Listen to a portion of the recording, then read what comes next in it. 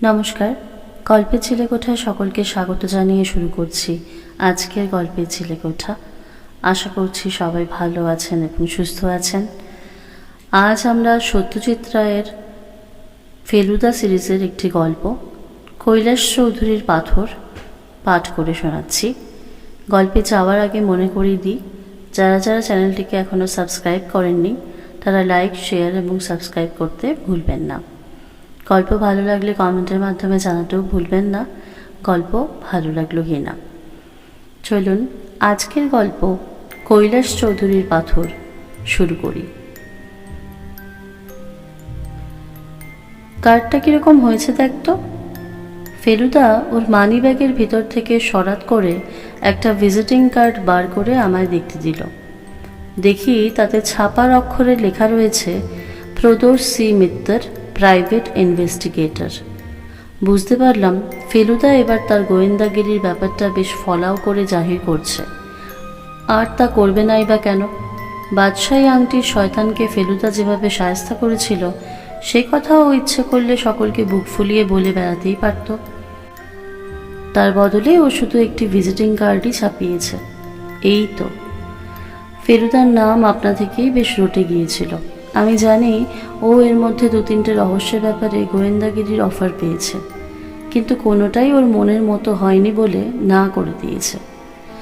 কার্ডটা ব্যাগের মধ্যে পুরে রেখে পা দুটো টেবিলের উপরে তুলে লম্বা করে ছড়িয়ে দিয়ে ফেলুদা বলল, বড়দিনের ছুটিতে কিছুটা মাথা কাটানোর প্রয়োজন হবে বলে মনে হচ্ছে। আমি বললাম, নতুন কোনো রহস্য বুঝি? ফেলুদার কথাটা শুনে ভীষণ এক্সাইটেড লাগছিল, কিন্তু বাইরে সেটা একদম দেখালাম না। ফেলুদা তার প্যান্টের পাশের পকেট থেকে একটা ছোট্ট কৌটো বার করে তার থেকে খানিকটা মাদ্রাজি সুপুরি নিয়ে মুখে পুরে দিয়ে বলল, তোর খুব উত্তেজিত লাগছে বলে মনে হচ্ছে। সে কি? ফেলুদা বুঝলো কি করে? ফেলুদা নিজেই আমার প্রশ্নের জবাব দিয়ে দিল। কি করে বুঝলাম ভাবছিস?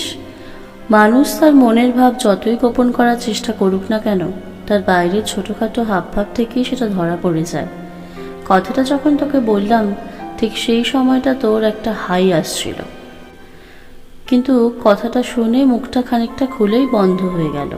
তুই যদি আমার কথায় উত্তেজিত না হতিস তাহলে কিন্তু যথারীতি হাইটা তুলতিস, মাঝপথে থেমে যেতিস না। ফেলুদার এই ব্যাপারগুলো সত্যিই আমাকে অবাক করে দিত। ও বলতো, পর্যবেক্ষণ ক্ষমতা না থাকলে ডিটেকটিভ হওয়ার কোনো মানেই হয় না। এই ব্যাপারে যা খাঁটি কথা বলার সবই শার্লক হোমস বলে গেছেন, আমাদের কাজ শুধু তাকে ফলো করা। আমি বললাম, কি কাজে তোমাকে মাথা ঘামাতে হবে বললে না? ফেলুদা বলল, কৈলাস চৌধুরীর নাম শুনেছিস? শ্যামপুকুরের কৈলাস চৌধুরী? আমি বললাম, না শুনিনি। কত বিখ্যাত লোক আছে কলকাতা শহরে, তার কজনেরই বা নাম আমি শুনেছি, আর আমার তো সবেমাত্র 15 বছর বয়স। ফেলুদা একটা সিগারেট ধরিয়ে দিয়ে বলল, এরা রাজশাহীতে বড় জমিদার ছিল, কলকাতায় বাড়ি ছিল, পাকিস্তান হবার পর এখানে চলে আসে। কৈলাসবাবুর পেশা হচ্ছে ওকালতি, তাছাড়া শিকারী হিসেবে নামডাক আছে। 2খানা শিকারের বই লিখেছেন। এই কিছুদিন আগে জলদাপাড়ার রিজার্ভ ফরেস্টে একটা হাতি পাগল হয়ে গিয়ে উৎপাত আরম্ভ করেছিল। উনি গিয়ে সেটাকে মেরে এলেন, কাগজে নামটাম বেরিয়েছিল। কিন্তু তোমার মাথা খাটাতে হচ্ছে কেন? ভদ্রলোকের জীবনে কোনো রহস্য আছে নাকি? ফেলুদা জবাব না দিয়ে তার কোটের বুক পকেট থেকে একটা চিঠি বার করে আমাকে দিল। বলল, পড়ে দেখ। আমি চিঠির ভাঁজ খুলে পড়ে দেখলাম। তাতে এই লেখা ছিল, শ্রী প্রদোষচন্দ্র মিত্র সমীপেশু, সবিনয় নিবেদন। অমৃতবাজার পত্রিকায় আপনার বিজ্ঞাপন দেখিয়া আপনাকে এই পত্র দেওয়া স্থির করিলাম। আপনি উপরোক্ত ঠিকানায় আসিয়া আমার সহিত সাক্ষাৎ করিলে বাধিত হইব, কারণ সাক্ষাতে বলিব। আমি এক্সপ্রেস ডেলিভারি যোগে এই পত্র পাঠাইতেছি, সুতরাং আগামী করলেও ইহা আপনার হস্তগত হইবে। আমি পরশু অর্থাৎ শনিবার সকাল 10টায় আপনার আগমন প্রত্যাশা করিব। ইতি ভবদীয় শ্রী কৈলাসচন্দ্র চৌধুরী। চিঠিটা পড়া মাত্র আমি বললাম, শনিবার সকাল 10টা মানে তো আজই, আর 1 ঘন্টার মধ্যেই। ফেলুদা বলল, তোর দেখছি বেশ ইমপ্রুভমেন্ট হয়েছে, তারিখগুলো বেশ খেয়াল রাখছিস। আমার মনে এর মধ্যেই একটা সন্দেহ জেগে উঠেছে। বললাম, তোমাকেই যখন ডেকেছে তখন কি আর সঙ্গে অন্য কেউ? ফেলুদা চিঠিটা আমার হাত থেকে নিয়ে সযত্নে ভাঁজ করে পকেটে রেখে বলল, তোর বয়সটা কম বলেই হয়তো তোকে সঙ্গে নিয়ে যাওয়া যেতে পারে, কারণ তোকে হয়তো মানুষ বলেই ধরবেন না ভদ্রলোক। কাজেই তোর সামনে কথাবার্তা বলতে আপত্তি করবেন না। যদি করেন তাহলে তুই না হয় পাশের ঘরটারে কোথাও অপেক্ষা করিস, সেই ফাঁকে আমরা কথা সেরে নেব। আমার বুকের মধ্যে ঢিক ঢিক করতে শুরু হয়ে গিয়েছে। ছুটিটা কি করব ভাবছিলাম। এখন মনে হচ্ছে হয়তো দারুণ ইন্টারেস্টিংভাবেই কেটে যাবে। 10টা বাজে 5 মিনিটে আমরা ট্রামে করে কর্নওয়ালি স্ট্রিট আর শ্যামপুকুর স্ট্রিটের মোড়ে পৌঁছলাম। পথে একবার ট্রাম থেকে নেমে ফেলুদা দাশগুপ্ত অ্যান্ড কোম্পানি থেকে কৈলাস চৌধুরীর লেখা একটা শিকারের বই কিনেছিল। সেটার নাম শিকারের নেশা। বাকি পথটা ওই বইটা উল্টে পাল্টে দেখল। ট্রাম থেকে নামার সময় সেটা কাঁধে ঝোলানো থলির মধ্যে রেখে বলল, এমন সাহসী লোকের কেন ডিটেকটিভের দরকার পড়েছে কে জানে। 51 নম্বর শ্যামপুকুর স্ট্রিট। একটা মস্ত পুরনো আমলের ফটকওয়ালা বাড়ি, যাকে বলে অট্টালিকা। সামনের দিকে বাগান, ফোয়ারা, পাথরের মূর্তি ইত্যাদি পেরিয়ে বাড়ির দরজায় কলিং বেল টেপার 8 মিনিটের মধ্যেই ভিতর থেকে পায়ের আওয়াজ পেলাম। দরজা খুলতে দেখি একজন ভদ্রলোক, যাকে দেখে কেন জানি না মনে হলো তিনি কখনোই কৈলাসবাবু নন, কারণ বাঘ মারা মানুষের এমন গোবেচারা চেহারা হতেই পারে না।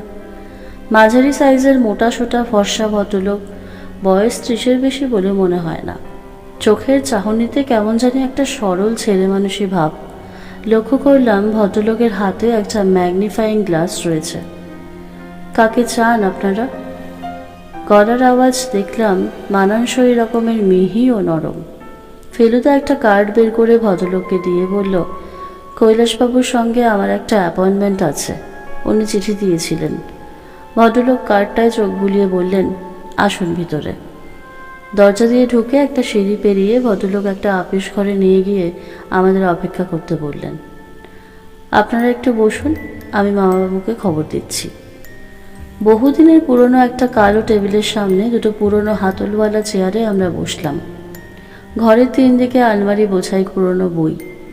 সামনের টেবিলের উপর নজর যেতে একটা মজার জিনিস দেখলাম। 3খানা মোটা স্ট্যাম্প অ্যালবাম একটার উপর আরেকটা স্তূপ করে রাখা রয়েছে। আরেকটা অ্যালবাম খোলা অবস্থায় পড়ে আছে, যাতে সারি সারি স্ট্যাম্প যত্ন করে আটকানো রয়েছে।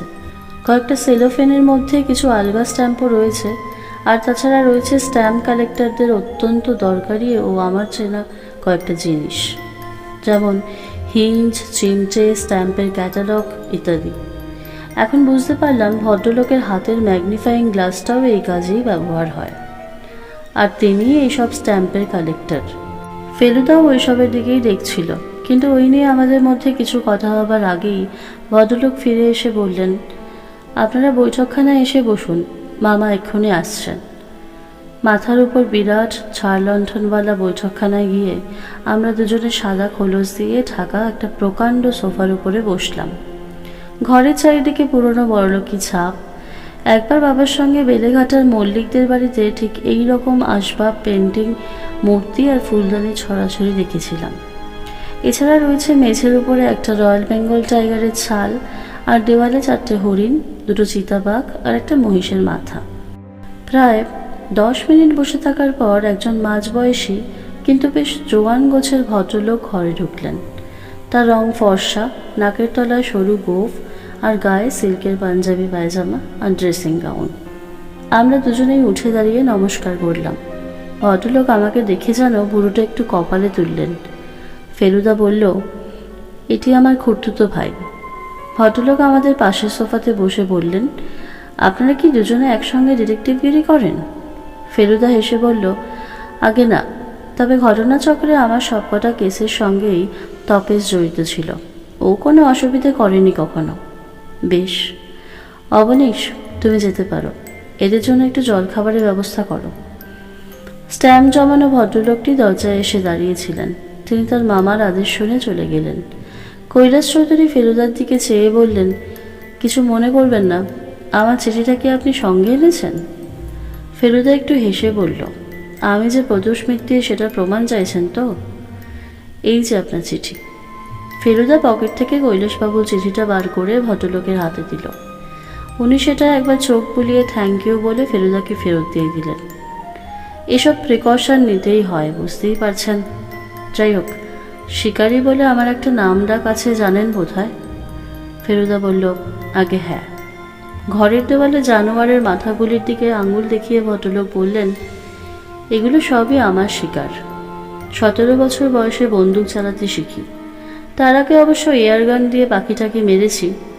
সম্মুখ সমরে জানোয়ার কোনোদিন আমার সঙ্গে পেরে উঠবে বলে মনে হয় না, কিন্তু যে শত্রু অদৃশ্য অজ্ঞাত, সেই আমাকে বড় ভাবিয়ে তোলে। ভদ্রলোক একটু থামলেন।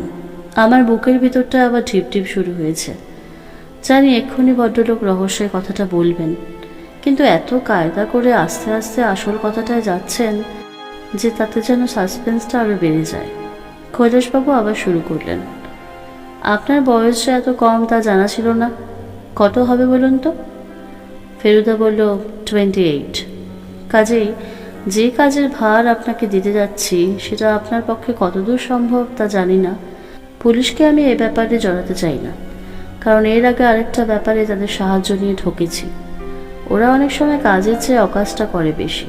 আর এটাও ঠিক যে আমি তরুণদের অশ্রদ্ধা করি না মোটেই। কাঁচা বয়সের সঙ্গে পাকা বুদ্ধির সমাবেশটা খুব জোরালো হয় বলেই আমার বিশ্বাস। এবারে কৈলাসবাবুর থামার সুযোগ নিয়ে ফেলুদা গলা খাঁকড়িয়ে বলল, ঘটনাটা কি সেটা যদি বলেন। কৈলাসবাবু একথার কোনো উত্তর না দিয়ে পকেট থেকে একটা ভাঁজ করা কাগজ বার করে ফেলুদাকে দিয়ে বললেন, দেখুন তো, এটা পড়ে কি বোঝেন?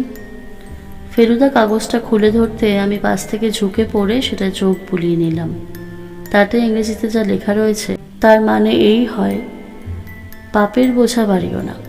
যে জিনিসে তোমার অধিকার নেই সেই জিনিস তুমি আগামী সোমবার বিকেল 4টের মধ্যে ভিক্টোরিয়া মেমোরিয়ালের দক্ষিণ গেটের 20 হাত ভিতর দিকে রাস্তার বাঁ ধারে লিলি ফুলের প্রথম সারির প্রথম গাছটার নিচে রেখে আসবে।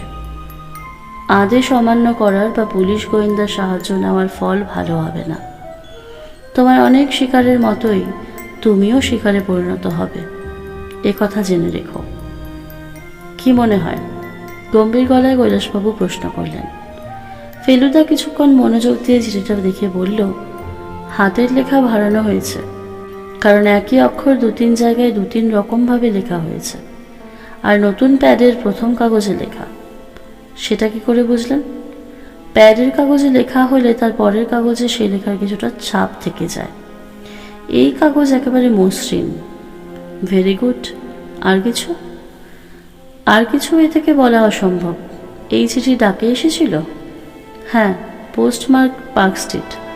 3 দিন আগে এই চিঠি পেয়েছি, আজ শনিবার 20-এ। ফেলুদা চিঠিটা ফেরত দিয়ে বলল, এবার আপনাকে আমি কয়েকটি প্রশ্ন করতে চাই, কারণ আপনার শিকারের কাহিনী ছাড়া আপনার সম্বন্ধে কিছুই জানা নেই আমার। বেশ তো, করুন না। মিষ্টি মুখে পুড়ে খেতে খেতে করুন। চাকর রূপোর প্লেটে রসগোল্লা আর অমৃতি রেখে গেছে। ফেলুদাকে খাবার কথা বলতে হয় না। সে টপ করে একটা আস্ত রসগোল্লা মুখে পুড়ে দিয়ে বলল, চিঠিতে যে জিনিসটার কথা লেখা হয়েছে সেটা কি জানতে পারি? কৈলাসবাবু বললেন, ব্যাপারটা কি জানেন? যাতে আমার অধিকার নেই এমন কোনো জিনিস আমার কাছে আছে বলে আমার জানা নেই। এই বাড়িতে যা কিছু আছে তা সবই হয় আমার নিজের কেনা, না হয় পৈতৃক সম্পত্তি। আর তার মধ্যে এমন কোনো জিনিস নেই যেটা আদায় করার জন্য কেউ আমাকে এমন চিঠি দিতে পারে। তবে একটি মাত্র জিনিস আছে যেটা বলতে পারেন মূল্যবান ও লোভনীয়। সেটা কি? একটা পাথর। পাথর? Precious stone. আপনার কেনা? না, কেনা নয়, পৈতৃক সম্পত্তি। তাও না, পাথরটা পাই আমি মধ্যপ্রদেশের চাঁদার কাছে একটা জঙ্গলে। একটা বাঘকে ধাওয়া করে আমরা 3-4 জন একটা জঙ্গলে ঢুকেছিলাম। শেষ পর্যন্ত সেটাকে মারা হয়। কাছেই একটা বহু পুরনো ভাঙা পরিত্যক্ত মন্দিরে একটা দেবমূর্তির কপালে পাথরটা লাগানো ছিল। ওটার অস্তিত্ব বোধহয় আমাদের আগে কেউই জানত না। ওটা কি আপনার চোখেই প্রথমে পড়ে? মন্দিরটা সকলেই দেখেছিল, তবে পাথরটা প্রথম আমিই দেখি। সঙ্গে আর কে ছিল সেবার? রাইট বলে এক মার্কিন ছোকরা, কিশোরীলাল বলে এক পাঞ্জাবি, আর আমার ভাই কেদার। আপনার ভাইও স্বীকার করেন? করতো, এখন করে কিনা জানি না। বছর 4 হলেও বিদেশে। বিদেশ মানে? সুইজারল্যান্ড, ঘড়ির ব্যবসার ধান্দায়। যখন পাথরটা পেলেন তখন ওটা নিয়ে আপনাদের মধ্যে কাড়াকাড়ি হয়নি? না, তার কারণ ওটার যে কত দাম সেটা কলকাতায় এসে জহুরিকে দেখাবার পর জানতে পারি। তারপর সে খবর আর কে জেনেছে? খুব বেশি লোককে বলিনি। এমনিতে আত্মীয় স্বজন বিশেষ কেউই নেই, 2-1 উকিল বন্ধুকে বলেছি। কে যার জানতো, আর বোধহয় আমার ভাগ্নে অবনীশ জানে। পাথরটা বাড়িতেই আছে? হ্যাঁ, আমার ঘরেই থাকে। এত দামি জিনিস ব্যাংকে রাখেন না যে? একবার রেখেছিলাম, যেদিন রেখেছিলাম তার পরের দিনই একটা মোটর অ্যাক্সিডেন্ট হয়, প্রায় মরতে মরতে বেঁচে যায়। তারপর থেকে ধারণা হয় ওটা কাছে না রাখলে ব্যাড লাক আসবে, তাই ব্যাংক থেকে আনিয়ে নিই। ফেলুদার খাওয়া শেষ হয়ে গেছে। ওর ভ্রুকুটি দেখে বুঝলাম ও ভাবতে আরম্ভ করে দিয়েছে। জল খেয়ে রুমাল দিয়ে মুখ মুছে বলল, আপনার বাড়িতে কে কে আছেন? আমি, আমার ভাগ্নে অবনীশ, আর 3টে পুরনো চাকর। আর আমার বাবাও আছেন, তবে তিনি একেবারেই অথর্ব, জরাগ্রস্ত। একটি চাকর তার পিছনেই লেগে থাকে সারাক্ষণ। অবনীশবাবু কি করেন? বিশেষ কিছুই না, ওর নেশা ডাক টিকিট সংগ্রহ করা। বলছে একটা টিকিটের দোকান করবে। ফেলুদা একটু ভেবে মনে মনে কি জানি হিসাব করে বলল, আপনি কি চাইছেন আমি এই পত্রলেখকের অনুসন্ধান করি? কৈলাসবাবু যেন একটু জোর করেই হেসে বললেন, বুঝতেই তো পারছেন, এই বয়সে এই ধরনের অশান্তি কি ভালো লাগে? আর শুধু যে চিঠি লিখছে তা তো নয়, কাল রাত্রে একটা টেলিফোনও করেছিল। ইংরেজিতে ওই একই কথা বলল। গলা শুনে চিনতে পারলাম না। কি বলল জানেন? বলল, নির্দিষ্ট জায়গায় এবং নির্দিষ্ট সময়ের মধ্যে জিনিসটা রেখে না এলে আমার বাড়িতে এসে আমাকে ঘায়েল করে দিয়ে যাবে। অথচ এই পাথর হাতছাড়া করতে আমি মোটেই রাজি নই। তাছাড়া লোকটার যখন ন্যায্য দাবি নেই অথচ হুমকি দিচ্ছে, তখন বুঝতে হবে যে সে বদমাইশ, সুতরাং তার শাস্তি হওয়া দরকার। সেটা কি করে সম্ভব সেটাই আপনি একটু ভেবে দেখুন। উপায় তো একটাই, 22 তারিখে সন্ধ্যাবেলা ভিক্টোরিয়া মেমোরিয়ালের আশেপাশে ঘাপটি মেরে বসে থাকা। তাকে তো আসতেই হবে। সে নিজে নাও আসতে পারে, তাতে ক্ষতি নেই। যেই এসে লিলি গাছের পাশে ঘুরঘুর করুক না কেন, সে যদি আসল লোক নাও হয়, তাকে ধরতে পারলে আসল লোকের সন্ধান পাওয়া অসম্ভব হবে না। কিন্তু আপনি বুঝতে পারছেন না, লোকটা ডেঞ্জারাস হতে পারে। সে যখন দেখবে এই লিলি গাছের তলায় পাথরটা নেই, তখন যে কি করতে পারে তা বলা যায় না। তার চেয়ে 22 তারিখের আগে, অর্থাৎ আজ আর কালের মধ্যে এই লোকটি যে কে সেটা জানা সম্ভব হতো, তাহলে খুব ভালো হতো। এই চিঠি আর ওই একটা টেলিফোন কল, এই দুটো থেকে কিছু বার করা যায় না? ফেলুদা সোফা ছেড়ে উঠে পায়চারি শুরু করে দিয়েছে। ও বলল, দেখুন কৈলাসবাবু, চিঠিতে সে লিখেছে যে গোয়েন্দার সাহায্য নিলে ফল ভালো হবে না। সুতরাং আমি কিছু করি বা না করি, আপনি যে আমাকে ডেকেছেন এতেই আপনার বিপদের একটা আশঙ্কা আছে। সুতরাং আপনি বরঞ্চ ভেবে দেখুন যে আমাদের সাহায্য চান কিনা। কৈলাসবাবু ঠান্ডার মধ্যে রুমাল নিয়ে তার কপাল মুছে বললেন, আপনি এবং আপনার সঙ্গে আপনার ভাইটি, এই দুজনকে দেখলে কেউ মনে করবে না যে আপনাদের সঙ্গে গোয়েন্দার কোনো সম্পর্ক আছে। এটা একটা অ্যাডভান্টেজ। আপনার নাম লোকে জেনে থাকলেও আপনার চেহারা জানে কি? মনে তো হয় না। সুতরাং সেদিকে আমাদের বিশেষ ভয় নেই।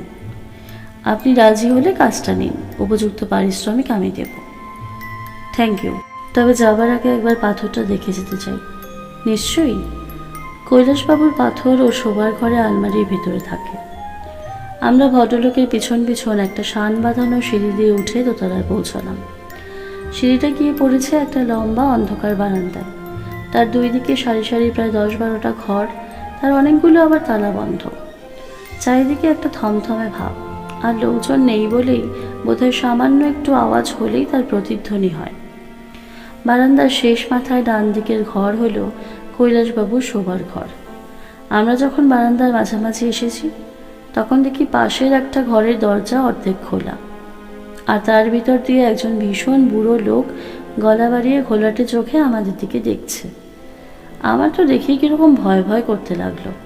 কৈলাসবাবু বললেন, উনি আমার বাবা, মাথার ঠিক নেই, সবসময় এখান দিয়ে ওখান দিয়ে উঁকি মারেন। কাছাকাছি যখন এসেছি তখন বুড়োর চাহনি দেখে সত্যি আমার রক্ত জল হয়ে গেল। আর সেই ভয়াবহ চাহনি দিয়ে উনি তাকিয়ে রয়েছেন কৈলাসবাবুর দিকে। বাবার ঘর পেরিয়ে কিছু দূর গেলে কৈলাসবাবু বললেন, বাবার সকলের উপরেই আক্রোশ। ওর ধারণা সকলেই ওকে নেগলেক্ট করে, আসলে কিন্তু ওর দেখাশোনার ত্রুটি হয় না। কৈলাসবাবুর ঘরে দেখলাম প্রকাণ্ড উঁচু খাট, আর তার মাথার দিকে ঘরের কোনায় আলমারি। সেটা খুলে তার দেরাজ থেকে একটা নীল ভেলভেটের বাক্স বার করে বললেন, সাতরাম দাসের দোকান থেকে এই বাক্সটা কিনে নিয়েছিলাম এই পাথরটা রাখার জন্য। বাক্সটা খুলে নীল আর সবুজ রং মেশানো লিচু সাইজের একটা ঝলমলে পাথর বার করে কৈলাসবাবু ফেলুদার হাতে দিয়ে বললেন, একে বলে ব্লু বেরিল। ব্রাজিল দেশে পাওয়া যায়। ভারতবর্ষে যে খুব বেশি আছে তা নয়, অন্তত এত বড় সাইজের বেশি নেই, সেই বিষয়ে আমি নিঃসন্দেহ। ফেলুদা পাথরটা হাতে নিয়ে এদিক ওদিক নাড়িয়ে দেখে ফেরত দিয়ে দিল। এবার কৈলাসবাবু তার পকেট থেকে একটা মানি ব্যাগ বার করলেন।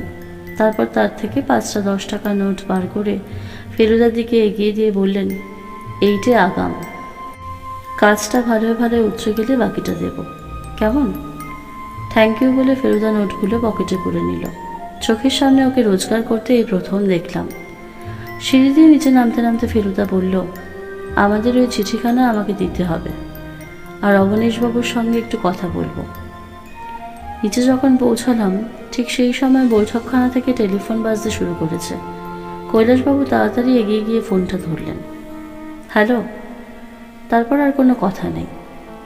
আমরা বৈঠকখানায় ঢুকতেই কৈলাসবাবু ফ্যাকাশে মুখ করে ধপ করে টেলিফোনটা রেখে দিয়ে বললেন, আবার সেই লোক, সেই হুমকি। কি বলল? এবার আর কোনো সন্দেহ রাখেনি। তার মানে? বলল, কোন জিনিসটা চাইছি বুঝতে পারছো বোধহয়। চাঁদার জঙ্গলের মন্দিরে যেটা ছিল সেইটা। আর কি বলল? আর কিছু না। গলা চিনলেন? না, তবে এটুকু বলতে পারি যে গলাটা শুনতে ভালো লাগে না। আপনি বরং আরেকবার ভেবে দেখুন। ফেলুদা একটু এসে বলল, আমার ভাবা হয়ে গিয়েছে। কৈলাসবাবুর কাছ থেকে অবনীশবাবু ঘরে গিয়ে দেখি তিনি ম্যাগনিফাইং গ্লাস দিয়ে টেবিলের উপরে রাখা কি একটা জিনিস খুব মন দিয়ে পরীক্ষা করছেন। আমরা ঢুকতেই টেবিলের উপর হাতটা চাপা দিয়ে উঠে দাঁড়ালেন। আসুন আসুন। ফেলুদা বলল, আপনার ডাক টিকিটের খুব শখ দেখছি। অবনীশবাবুর চোখ দুটো জলজল করে উঠল। আগে হ্যাঁ, ওই আমার একমাত্র নেশা, বলতে গেলে আমার ধ্যান জ্ঞান চিন্তা। আপনি কি কোনো দেশ নিয়ে স্পেশালাইজ করেন, না সারা পৃথিবীর টিকিট জমান? আগে সারা পৃথিবীরই জমাতুম, কিন্তু কিছুদিন হলো ইন্ডিয়াতে স্পেশালাইজ করছি। আমাদের এই বাড়ির দপ্তরে যে কি আশ্চর্য সব পুরনো টিকিট রয়েছে তা বলতে পারি না। অবশ্যই বেশিরভাগই ইন্ডিয়ার। গত 2 মাস ধরে হাজার হাজার পুরনো চিঠির গাদা ঘেটে টিকিট সংগ্রহ করেছি। ভালো কিছু পেয়েছেন? ভালো ভালো। ভদ্রলোক চেয়ার ছেড়ে উঠে দাঁড়ালেন। আপনাকে বললে বুঝবেন? আপনার এ ব্যাপারে ইন্টারেস্ট আছে? ফেলুদা একটু হেসে বলল, একটা বয়সে তো সকলেই অধিকটা ঝোঁকে, তাই নয় কি? কেপ অফ গুড হোপের 1 পেনি, মরিশাসের 2 পেনি, আর ব্রিটিশ গয়নার 1856 সনের সেই বিখ্যাত স্ট্যাম্পগুলো পাবার স্বপ্ন আমিও দেখেছি। বছর 10 আগে লাখখানেক টাকা দাম ছিল ওগুলোর, এখন আরও বেড়েছে। অবনীশবাবু উত্তেজনায় প্রায় লাফিয়ে উঠলেন। তাহলে মশাই আপনি বুঝবেন, আপনাকে দেখাই, এই দেখুন। ভদ্রলোক তার চাপা হাতের তলা থেকে একটা ছোট্ট রঙিন কাগজ ফেলুদাকে দিলেন। দেখি খাম থেকে খোলা রং প্রায় মিলিয়ে যাওয়া একটা টিকিট। কি দেখলেন? অবনীশবাবু প্রশ্ন করলেন। ফেলুদা বলল, 100 বছরের পুরনো ভারতবর্ষের টিকিট, ভিক্টোরিয়ার ছবি। এই টিকিট আগে দেখেছি। দেখেছেন তো? এবার এই গ্লাসের মধ্যে দিয়ে দেখুন। ফেলুদা ম্যাগনিফাইং গ্লাস চোখে লাগালো। এবার কি দেখছেন? ভদ্রলোকের গলায় চাপা উত্তেজনা। এতে তো ছাপার ভুল রয়েছে। এক্স্যাক্টলি, পস্টেজ কথাটা জি এর জায়গায় সি ছাপা হয়েছে। অবনীশবাবু টিকিট ফেরত নিয়ে বললেন, তার ফলে এটার দাম কত হচ্ছে জানেন? কত? 20,000 টাকা। বলেন কি? আমি বিলেত থেকে চিঠি লিখে খোঁজ নিয়েছি, এই ভুলটার উল্লেখ স্ট্যাম্প ক্যাটালগে নেই। আমিই প্রথম এটার অস্তিত্ব আবিষ্কার করলাম। ফেলুদা বলল, কংগ্রাচুলেশনস, কিন্তু আপনার সঙ্গে টিকিট ছাড়াও অন্য ব্যাপারে একটু আলোচনা ছিল। বলুন। আপনার মামা কৈলাসবাবু, তার যে একটা দামি পাথর আছে সেটা আপনি জানেন? অবনীশবাবুকে যেন কয়েক সেকেন্ড ভাবতে হলো। তারপর বললেন, ও হ্যাঁ হ্যাঁ, শুনেছিলাম বটে। দামি কিনা জানি না, তবে লাকি পাথর সেটা একবার বলেছিলেন বটে। কিছু মনে করবেন না, আমার মাথায় এখন ডাক টিকিট ছাড়া কিচ্ছু নেই। আপনি এই বাড়িতে কতদিন আছেন? বাবা মারা যাবার পর থেকেই, প্রায় 5 বছর। মামার সঙ্গে আপনার গোলমাল নেই তো? কোন মামা? এক মামা তো বিদেশে। আমি কৈলাসবাবুর কথা বলছি। ও, ইনি অত্যন্ত ভালো লোক। তবে তবে কি? অবনীশ ভুরু কুচকালেন। কদিন থেকে কোনো একটা কারণে ওকে যেন একটু অন্যরকম দেখছি। কবে থেকে? এই 2-3 দিন হলো। কাল ওকে আমার এই স্ট্যাম্পটার কথা বললাম, উনি যেন শুনেও শুনলেন না, অথচ এমনিতে রীতিমতো ইন্টারেস্ট নেন। আর তাছাড়া ওর কতগুলো অভ্যেস কীরকম যেন বদলে যাচ্ছে। উদাহরণ দিতে পারেন? এই যেমন এমনিতে রোজ সকালে উঠে বাগানে পায়চারি করেন, গত 2 দিন করেননি। ঘুম থেকে উঠেইছেন দেরিতে, বোধহয় রাত জাগছেন বেশি। সেটার কোনো ইঙ্গিত পেয়েছেন? হ্যাঁ, আমি তো একতলায় শুই, আমার ঠিক উপরের ঘরটাই মামার। পায়চারি করার শব্দ পেয়েছি মাঝরাত্রে, গলার স্বরও পেয়েছি, বেশ জোরে। মনে হলো ঝগড়া করছেন। কার সঙ্গে? বোধহয় দাদু। দাদু ছাড়া আর কে হবেন? সিঁড়ি দিয়ে ওঠানামা করার শব্দও পেয়েছি। একদিন তো সন্দেহ করে সিঁড়ির নিচটায় গিয়ে দাঁড়িয়েছিলাম, দেখলাম মামা ছাদ থেকে দোতলায় নামলেন, হাতে বন্দুক। তখন কটা? রাত 2টো হবে। ছাদে কি আছে? কিছুই নেই, কেবল একটা ঘর আছে, চিলে কোঠা যাকে বলে। পুরনো চিঠিপত্র কিছু ছিল ওটায়, সেসব আমি মাসখানেক হলো বের করে এনেছি। ফেলুদা উঠে পড়ল। বুঝলাম তার আর কিছু জিজ্ঞেস করার নেই। অবনীশবাবু বললেন, এইসব কেন জিজ্ঞেস করলেন বলুন তো? ফেলুদা একটু হেসে বলল, আপনার মামা কোনো কারণে একটু উদ্বিগ্ন আছেন, তবে সে নিয়ে আপনি ভাববেন না। আপনি স্ট্যাম্প নিয়েই থাকুন, এদিকে ঝামেলা মিটলে একদিন এসে আপনার কালেকশন দেখবক্ষণ। কৈলাসবাবুর সঙ্গে একবার শেষ দেখা করে ফেলুদা বলল, আপনাকে 16 আনা ভরসা দিতে পারছি না, তবু এটুকু বলছি যে আপনার ভাবনাটা আমায় ভাবতে দিন। রাত্রে ঘুমোতে চেষ্টা করুন, দরকার হলে ওষুধ খেয়ে। আর ছাতে যাবেন না দয়া করে। এপাড়ার বাড়িগুলো যেরকম ঘেঁষাঘেঁষি, আপনার শত্রু পাশের কোনো বাড়িতে এসে আস্তানা গেড়ে থাকলে বিপদ হতে পারে। কৈলাসবাবু বললেন, ছাতে গিয়েছিলাম বটে, তবে সঙ্গে বন্দুক ছিল। একটা আওয়াজ পেয়েই গিয়েছিলাম, যদিও গিয়ে কিছুই দেখতে পাইনি। বন্দুকটা সবসময় কাছে রাখেন তো? তা রাখি, তবে মানুষের মনের উদ্বেগ অনেক সময় তার হাতের আঙ্গুলে সঞ্চারিত হয়, সেটা জানেন তো? বেশি দিন এভাবে চললে আমার টিপের কি হবে জানি না। আজকের এই পর্ব এই পর্যন্তই।